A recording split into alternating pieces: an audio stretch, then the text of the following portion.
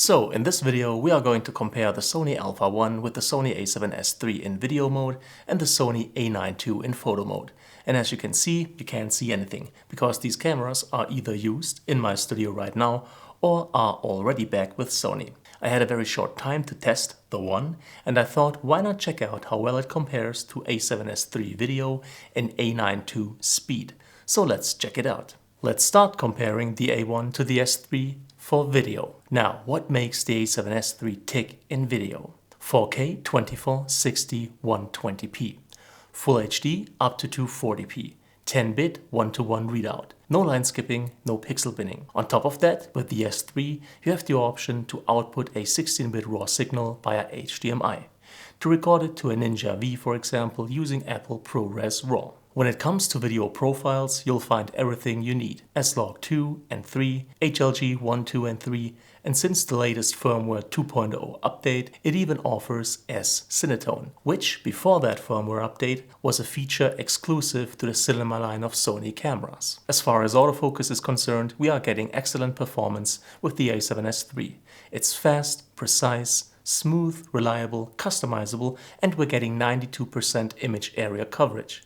Input outputs: full-size HDMI 3.5mm connections for both an external microphone and headphone monitoring, as well as a digital audio interface via the multi-interface hot shoe on top of the camera. This allows us to hook up two external microphones as well as one more 3.5mm mic. And although the S3 still has no global shutter, we're getting a significantly improved rolling shutter that even at 200 frames per second in this example is hardly noticeable. On top of all of that, with the A7S III in video mode, there's just no funny stuff going on. There are no compromising crops in any video mode. The only video modes that have a crop are 4K 120p and Full HD 240p. And that crop is about 10%, as you can see in this example, so it's definitely workable. It almost never overheats. You really have to try hard to get this camera to shut down. It is doable, but in regular shooting conditions, you should never run into any problems. There is no recording limit of 29 minutes and 59 seconds. And all the functionalities remain intact even if we have an external HDMI device like a monitor or recorder connected. Everything keeps working. With older models, for example, the face detection wasn't working and other things like screen dimming occurred when having an HDMI device connected. With the A7S III, none of this happens. Everything works. So let's check out how well the Alpha 1 compares. 4K 2460 120p, Full HD up to 200p, check. Every video mode in 10-bit, check. But with the Alpha 1 we're not getting 1:1 readout. But that's not a problem really, because the A1 oversamples its 4K signal, recording 5.4K, then downsampling it to 4K, which results in a super crisp, high detail 4K image. Right here is a direct comparison. On the left, the 4K signal out of the A7S III, and on the right, the oversampled 4K signal out of the Alpha 1. They both look really good, and at first glance, you might think there's not much of a difference there. But if we zoom in, we can see that the oversampled 4K from the A1 is noticeably sharper than the 4K straight out of the A7S III. Granted, the S3 footage reacts very well to post-sharpening, so you could make up for that difference. But straight out of camera, the A1 has the sharper image. Same thing with the one video mode the S3 can't offer. It's one of the main features of the A1, which is, of course, 8K video. Again, the A1 oversamples its 8K signal, actually recording 8.6K, then downsampling it to 8K. Now 8K from the get-go is of course much more detailed than 4K. So here's a direct comparison.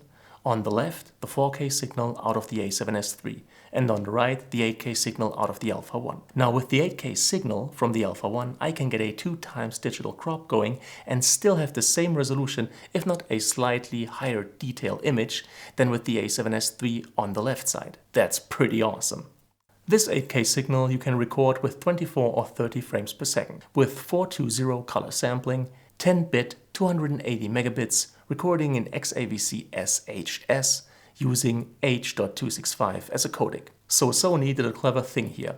Not only did they save bitrate using 420 instead of 422 color sampling, which allows them to get rid of the color information that usually you wouldn't need anyway, except if you were to create a pretty heavy look, really taxing the signal in color grading. Then they used H.265 instead of 264, which has a higher compression rate, so again they're saving on bandwidth.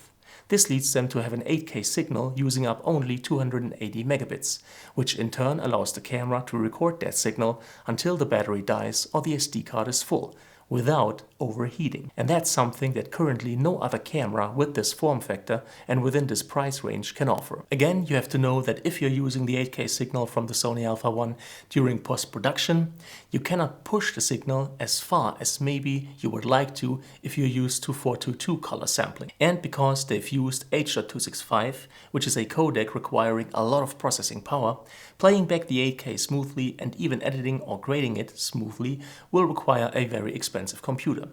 Regular consumer computers won't be able to do it. Let's real quick talk about the use cases for 8K video, at least in 2021. In a nutshell, it's really easy. High resolution in video is useful and welcome for the same reasons that it is useful and welcome in photography. The three main areas being sports, wildlife and compositing. Anybody recording sports will be super happy to, in post-production, have a 2x digital lossless crop at their disposal whenever they want. In case of wildlife, you want to be as close as possible to the animal, but not so close that you scare it away. So again, a 2x digital lossless crop at your disposal whenever you want it is very welcome. Then of course, with compositing, the guys and gals working in that area, you can never give them enough resolution to work with as it is. Now, sports, wildlife and compositing do not wrap up the use cases for the Alpha 1. But if you're working in these areas, 8K video allows you to do things that before weren't possible, which is a game changer.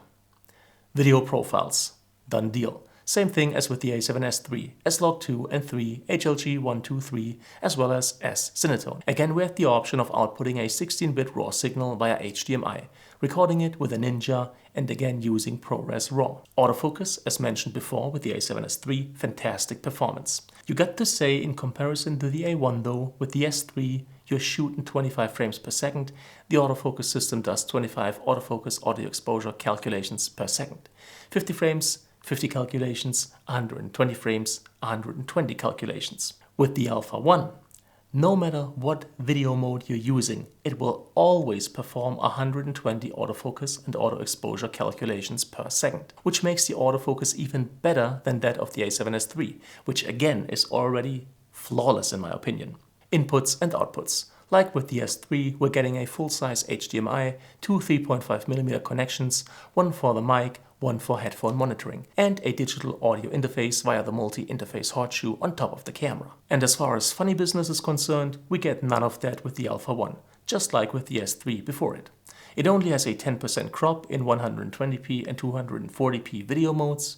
You almost can't get it to overheat, and again there is no recording limit of 29 minutes and 59 seconds. Like with the A7S III, the rolling shutter has been significantly improved.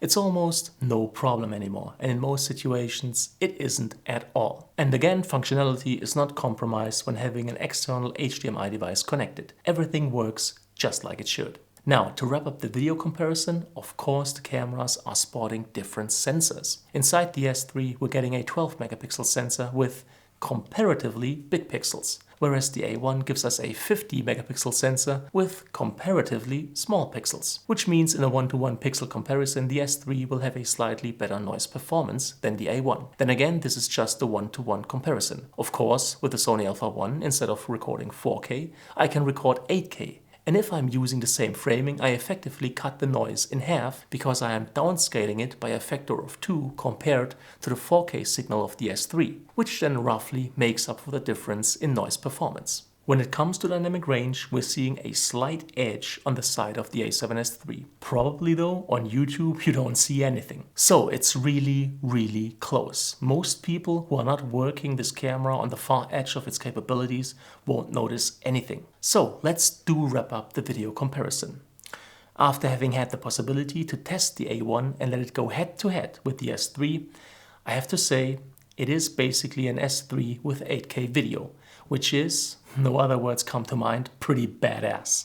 Now if you're looking for that tiny slight advantage in noise performance and an even tinier and more slight advantage in dynamic range, then you might be better suited with the S3.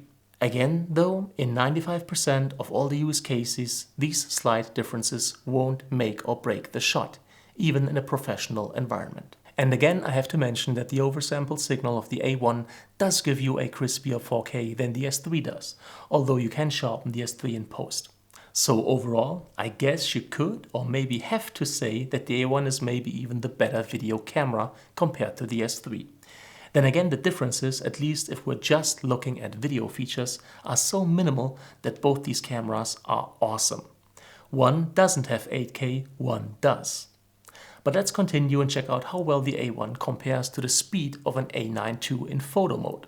First things first, let's take a closer look at the sensors. With the A9 II, we're getting a 24.2 megapixel stacked exmor RS CMOS sensor. Stacked is very important because it refers to the sensor architecture. It allows the camera to read out the sensor at much higher speeds compared to non-stacked sensors. We're getting one Bionic X processor and an LSI chip. Both of them together, Sony claims, improve noise performance and overall image quality. With the Alpha 1, we're getting a 50.1 megapixel stacked exmor RS CMOS sensor. So we're getting the same built-for-speed sensor architecture as in the A9 II.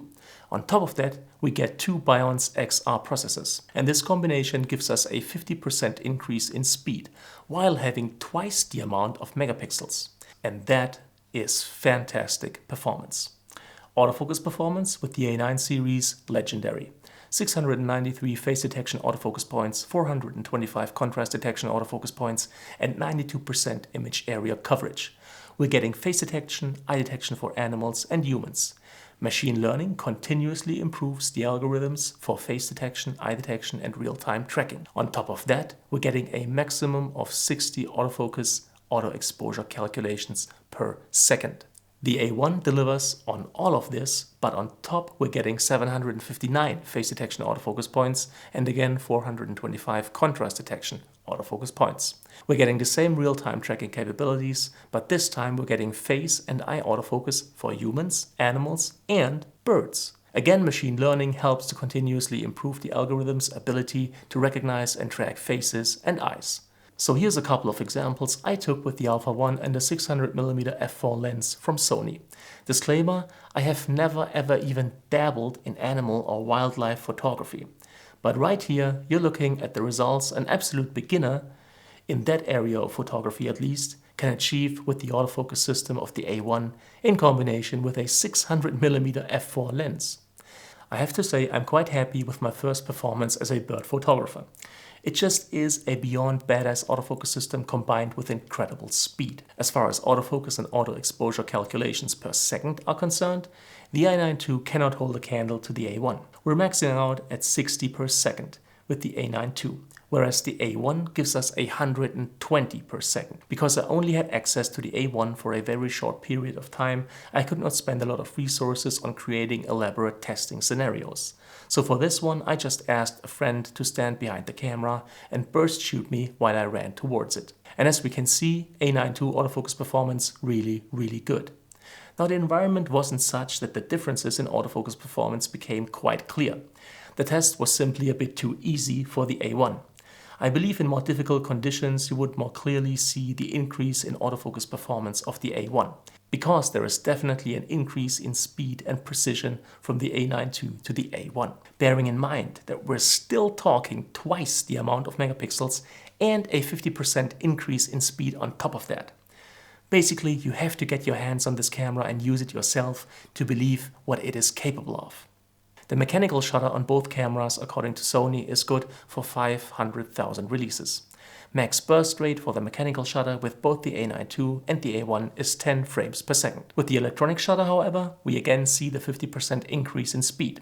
The A9 II maxes out at 20 frames per second, whereas the A1 delivers 30. I have to mention though that if you want to shoot 30 frames per second with the A1, you can only record JPEGs, high efficiency image format stills, or compressed raw images. However, if you drop the speed to 20 frames per second, you can shoot JPEGs, high-efficiency image format stills, as well as compressed RAWs, and now you're getting lossless compressed RAW and uncompressed RAW images. Moving on to another big selling point of the A1, flash sync speed.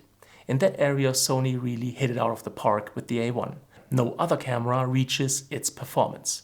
With the A9 II, the mechanical shutter taps out at 1/200th of a second. The electronic shutter at least gives us 1/250th of a second. With the A1, the mechanical shutter delivers as fast a performance as the electronic shutter did with the A9 II, 1/250th. But the electronic shutter on the A1 goes up to 1/400th of a second. And if we're shooting the electronic shutter in APS-C mode, we can sync a flash up to 1/500th of a second. No other mirrorless flagship camera, at least at the time of the release of this video, can match that performance. There are a few compromises to be made between the A9 II and the A1 if we're taking a closer look at buffer size and buffer clearing speed. With the A9 II, the buffer holds more images than with the A1, 261 JPEGs, 239 RAWs at a speed of 20 frames per second. With the A1, the speed is increased by 50%, but that kind of speed fills the buffer faster. So the buffer of the A1 can't hold as many images. 165 JPEGs, 155 compressed raw images at a speed of 30 frames per second. Of course, we could drop the speed to 20 frames per second, which would allow us to then shoot 400 consecutive JPEGs and 376 consecutive compressed raw images. This means shooting 20 frames per second with the A1, we're already getting maximum image quality. We can shoot 96 lossless compressed RAWs sequentially, as well as 82 uncompressed RAWs in sequence, with a speed of 20 frames per second. If you're working under difficult lighting conditions, maybe using different kinds of light sources simultaneously, with the A9 II, you're happy to have the anti-flicker shooting function. But whereas with the A9 II that was a completely automated function, the A1 allows you to manually set the shutter speed in steps of 1/10 to avoid flickering. Connectivity: 1000 base T gigabit Ethernet, 2.4 and 5 GHz Wi-Fi connections for any use case pertaining to events and sports photography. You can connect the camera to an FTP server and while working transfer your images in the background. Of course, NFC and Bluetooth capabilities are also present. Now, before I wrap up this video completely, here's a quick comparison between the displays, the EVFs, and the recording media. With the display, it's pretty simple. The A1, the A9 II, and the A7S III, when it comes to resolution and screen size, are all sporting the same one, 3-inch diameter and 0.3 megapixel resolution, with the A7S III being the only one sporting a vari-angle or tilt-swivel display. The EVF with the A9 II is okay, 1.2 megapixels resolution, 0.78x magnification, 120 frames per second refresh rate, and blackout free of course. Now the A1 and the A7S III have a fantastic EVF, 3.15 megapixel resolution, 0.9x magnification, 240 frames per second refresh rate, and of course no blackout. As far as recording media goes, the A9 II supports two UHS II V90 SD cards.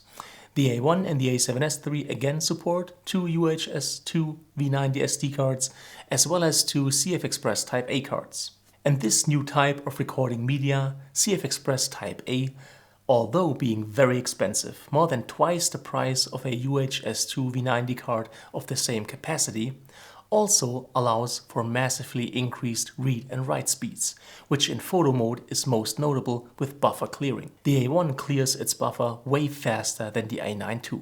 It's this massive increase in speed that allows you to continue burst mode way earlier than with the A9 II. Alright, let's wrap this video up, and I'll try to be quick.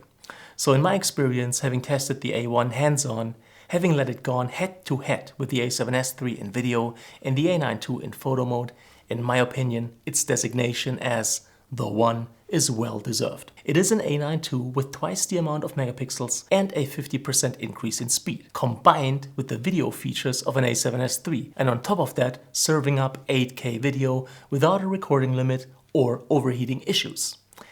That thing is super expensive, but it's worth every cent. So that's it for this video. If you liked it, if you found it helpful, please make sure to leave a thumbs up. It's greatly appreciated. Any kind of comment or feedback is welcome, and I'll try to answer as quickly as possible. All the tech that I've used in this video is linked in the description. As always, thank you so much for your time. Thank you for watching, and hopefully see you again soon.